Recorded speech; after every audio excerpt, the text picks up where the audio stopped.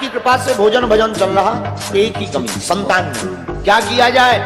भगवान शंकर की प्रार्थना की, तपस्या की, भगवान शंकर प्रकट भये। मांगो क्या चाहते हो?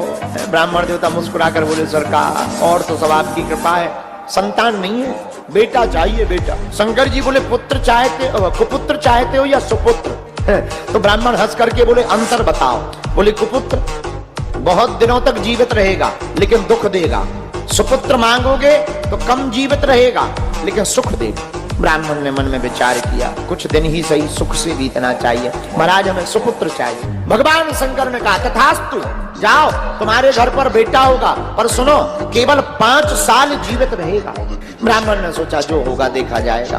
भगवान शंकर का आशीर्वाद पाया और भगवान की कृपा से इनके घर पर बेटा हो गया। तो दुख भी है और सुख भी। सुख इस बात का कोई संतान नहीं बेटा हो गया, दुख इस बात का कि 5 साल तक ही है, फिर मर जाएगा। इसी टेंशन में धीरे धीरे कब 4 साल बीत गए पता नहीं चला। जब 1 साल आयु के बचे शेष तो कोई कार्य करे विशेष, ऐसा मन में विचार करके आचार्य ब्राह्मण संतों के पास गए। क्यों? हर समस्या का समाधान संतों के पास होता है। संतों के पास गए, महाराज बेटा है, दिया हुआ वरदानी है, लेकिन एक ही दिक्कत है, 5 साल की आयु है और 4 साल हो गए, 1 साल बचे हैं, कोई उपाय बताओ जिससे आयु बढ़ जाए। महात्माओं ने कहा भाई एक ही उपाय, कोई सिद्धिप्रद महात्मा अगर आशीर्वाद दे दे तो आयु बढ़ सकती। महाराज वो कहाँ मिलेंगे? अब वो ढूंढने से तो मिलते नहीं, वो तो पता नहीं किस भेष में रहेंगे, महात्माओं की पहचान थोड़ी है। तो संतों ने कहा एक काम करो, जो मिले उसी को प्रणाम कराओ। फिर क्या?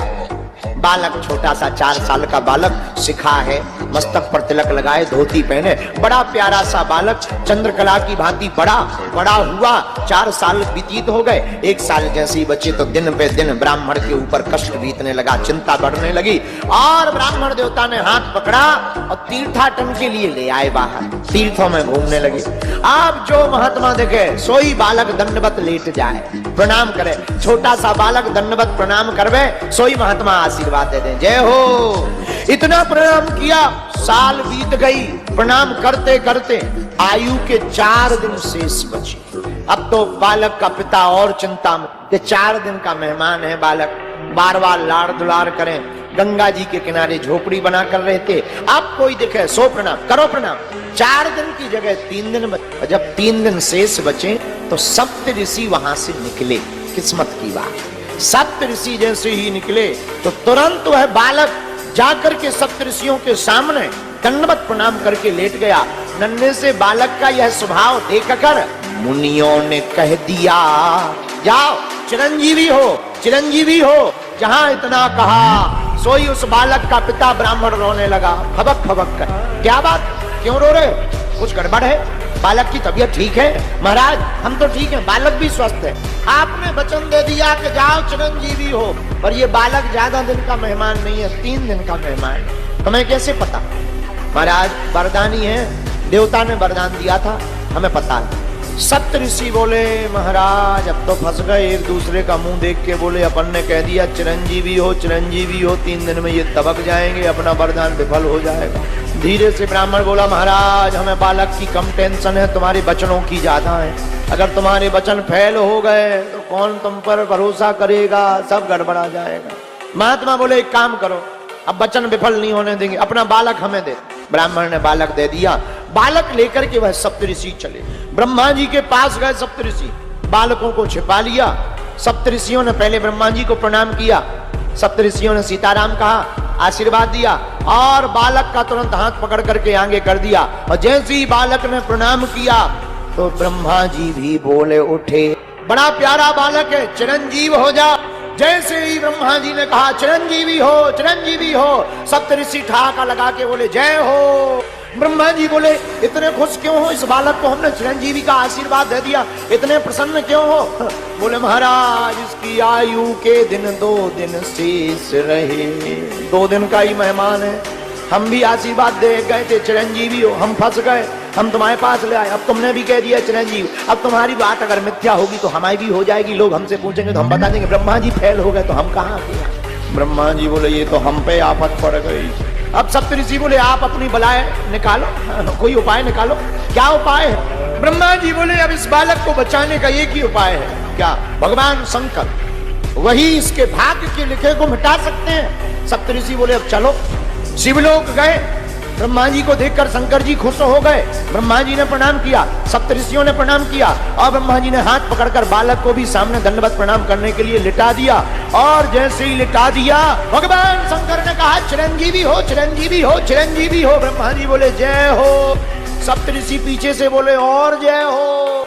शंकर जी बोले मामला क्या है? तो ब्रह्मा जी बोले महाराज जिस बालक को आपने अभी आशीर्वाद दिया चिरंजीवी हो, आयु का 1 दिन शेष है। शंकर जी बोले किसका बालक? शंकर जी ने गौर से देखा, अरे ये तो हमारे ही वरदान का दिया हुआ है। सप्तऋषि बोले फिर तो और मुबारकबाद, आपका बेटा है, आपका ही आशीर्वाद है, फिर तो पकड़ो, अमानत संभालो, छोड़ दो। यहीं छोड़ दिया। सप्तऋषि ब्रह्मा जी चले गए। भगवान शंकर ने उपदेश देकर के बालक को उपाय बताया, बिल्वपत्र चढ़ाओ, मंत्र का जाप करो। अब वो बालक 1 दिन आयु के शेष, बिल्वपत्र उठावे, शिवलिंग पर चढ़ा। दिन बीत गया, शाम का समय हुआ और काल रूपी यमराज फंदा लेकर के आ गया। गले में फांसी का फंदा डाला, बालक फड़फड़ाने लगा, पर बिल्वपत्र चढ़ाना नहीं छोड़ा। जब शरीर में पीड़ा ज्यादा बढ़ गई, शिवलिंग से बालक लिपट करके रोने लगा।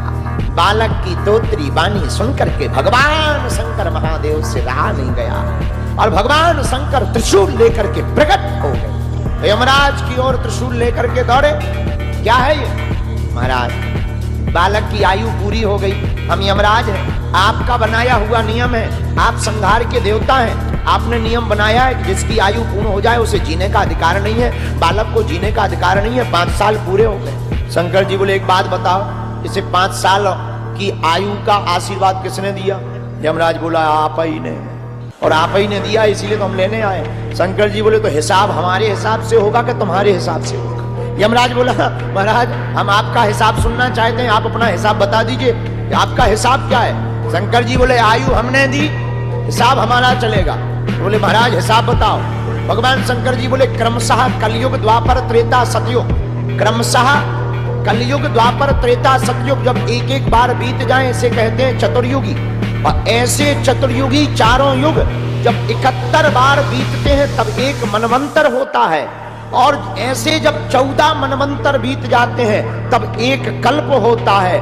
ब्रह्मा जी की आयु में बीतत कल्प अनेक, 10 ब्रह्मा बीते बने तब शंकर का दिन एक।